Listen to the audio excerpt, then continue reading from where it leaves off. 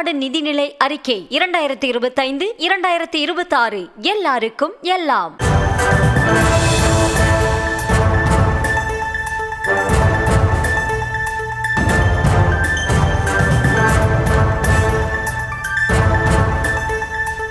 அண்மைச் செய்தி.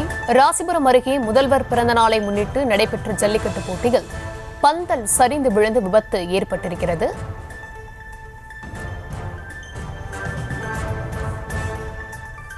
விவரங்களை தர இருக்கிறார் செய்தியாளர் கிருஷ்ணா. கிருஷ்ணா, தள்ளுமுள்ள அந்த பகுதியில் ஏற்பட்டு பந்தல் சரிந்து விழுந்திருக்கிறது. தற்போது கள நிலவரம் என்னவா இருக்கு? விவரங்களை வழங்கலாம். தமிழக முதல்வர் ஸ்டாலின் பிறந்தநாளை முன்னிட்டு நாமக்கல் மாவட்டம் ராசிபுரம் அடுத்த நாமகிரிப்பேட்டை ஒன்றியத்துக்கு உட்பட்ட மங்களபுரம் பகுதியில் ஜல்லிக்கட்டு போட்டியானது காலை 8 அளவில் தொடங்கி நடைபெற்று வருகிறது. போட்டியில் 700க்கும் மேற்பட்ட காளைகள் மற்றும் 400க்கும் மேற்பட்ட மாடுபிடி வீரர்கள் கலந்து கொண்டு மாடு கால்களை அடக்கி வருகின்றனர்.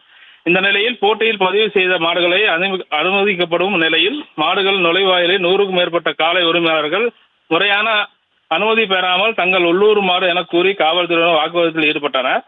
காவல்துறையினர் பேச்சுவார்த்தை நடத்திய நிலையில் அப்போது ஒரு சில மாட்டின் உரிமையாளர்கள் மாட்டினை அவித்துவிட்டு அப்பகுதியில் கலவரத்தை தூண்ட முற்பட்டு மாட்டின் உரிமையாளர்கள் நுழைவாயில் முன்பு அராஜகத்தில் ஈடுபட்டதால் காவல்துறையினர் வேறு வழியின்றி தடியரை நடத்தி கூட்டத்தை கலைத்தனர்.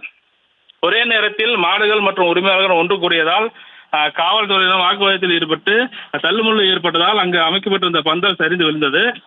முறையான பராமரிப்பு பாதுகாப்பு நிலை இல்லாததால் உள்ளூர் மாடுகள் என கூறி அப்பகுதியில் அராஜகத்தில் ஈடுபட்டதால் ஜல்லிக்கட்டு போட்டு நடைபெறும் இடத்தில் பரபரப்பான சூழல் ஏற்பட்டது.